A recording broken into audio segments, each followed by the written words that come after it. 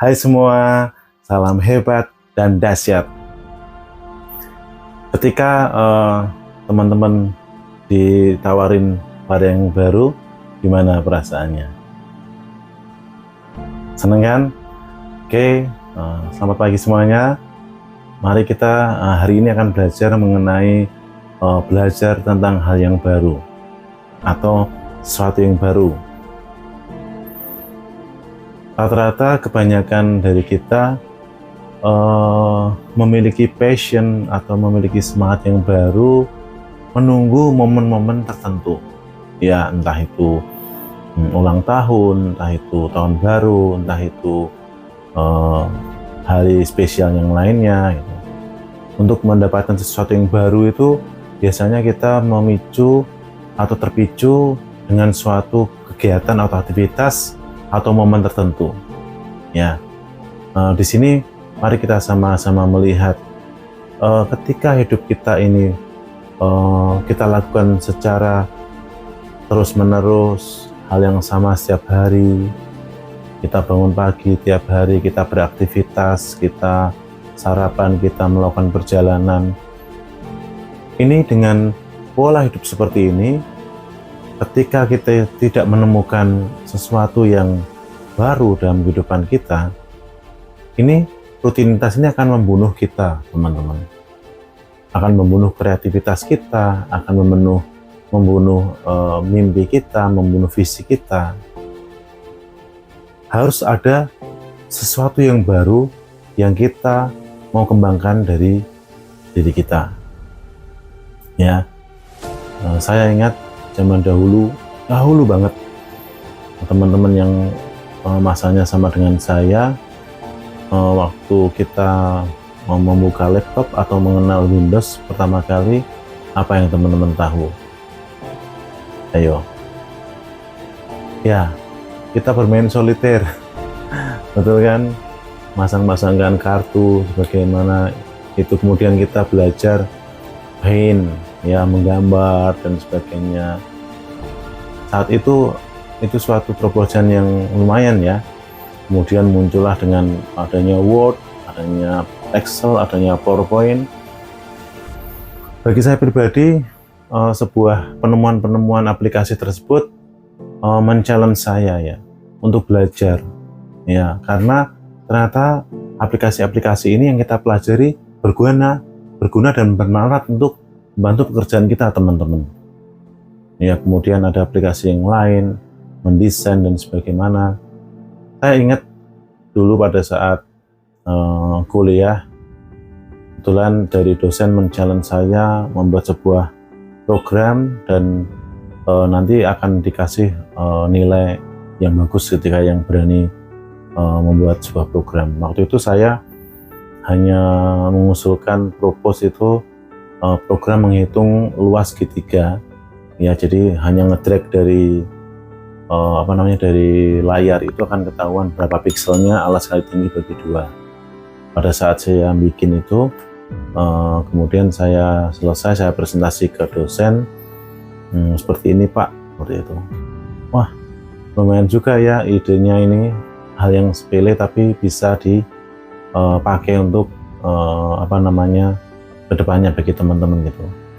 Dan teman-teman tahu kan apa yang terjadi? Saya dikasih nilai A ya dari dosen saya, karena menurut beliau ini ide yang sangat bagus, seperti itu. Sama dengan kehidupan kita, mari kita selalu ingat ya, ada berbagai macam investasi, teman-teman ya. Ada investasi secara harta, investasi secara properti gitu. Tapi ingat satu hal, sama teman-teman saya menyampaikan di sini, mari kita belajar. Ada investasi yang tak kalah pentingnya dan mungkin menurut saya lebih penting ya. Ini adalah investasi dari leher ke atas. Artinya apa? Kita mengupgrade skill atau knowledge kita dengan hal yang baru, ya. Seperti halnya dalam kita mungkin belajar musik ya, dari awal kita bermulainya dari keyboard, itu dari piano, kemudian kita mengembangkan kapabilitas kita belajar gitar, kemudian belajar bass, belajar drum. Tidak ada yang sia-sia dari kita mengembangkan talenta atau potensi yang kita miliki tersebut, teman-teman. Atau teman-teman kalau hobi masak, bisa mengembangkan kemampuannya. Dulu pertama kali mungkin masak yang kecil-kecilan, masak sop, masak sayur lodeh, atau masak masakan-masakan yang lain. Kembangkan, mulai belajar bikin roti, baking, bikin cake, cookies, dan sebagainya. Nggak ada yang sia-sia, teman-teman. Saya dulu pernah ikut menjadi tenaga marketing ya. Ada salah satu tetangga saya tuh ibu-ibu belajar bikin roti dari roti kumis kucing, roti yang dijual setiap lebaran itu. Nah, saya ikut jualkan rotinya itu. Dan ibu itu juga belajar dari masakan biasa ke roti, dan laris itu bisnisnya juga bagus gitu. Atau dari kemampuan knowledge kita ya. Mungkin teman-teman sudah pintar dalam bahasa Inggris. Nggak kalah pentingnya kalau teman-teman belajar bahasa Mandarin. Ya, karena memang negara Cina ini sekarang negara yang besar yang menguasai perekonomian, bagian besar perekonomian dunia. It's okay gitu. Mari kita sama-sama belajar hal yang baru, teman-teman, karena tidak ada ruginya. Saya ingat dulu ketika teman-teman saya istilahnya tidak mau belajar hal yang simpel saja, mengendarai mobil ya, itu saya ada semangat yang sangat tinggi. Orang-orang bisa mengendarai mobil, masuk saya tidak bisa gitu. Kemudian saya belajar, dari situ saya belajar, akhirnya bisa. Meskipun waktu itu belum sempat bikin SIM, saya masih ingat itu. Waktu itu sudah tidak ada orang lagi di kantor saya.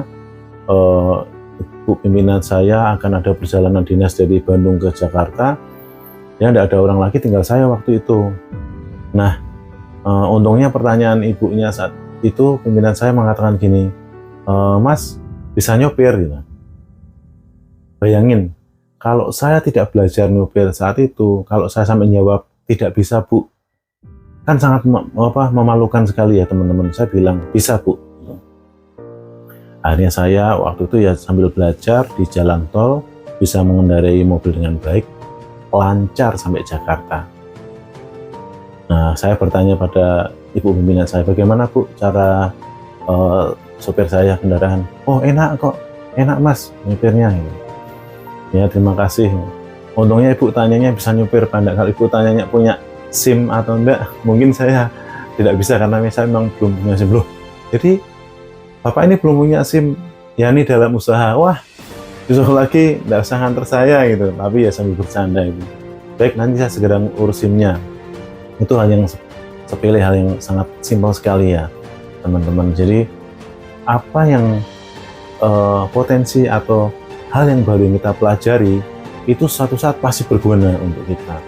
Entah itu dari sisi belajar, dari sisi komunikasi, negosiasi, public speaking, berbicara di depan umum. Nggak ada salahnya teman-teman kembangkan semuanya itu.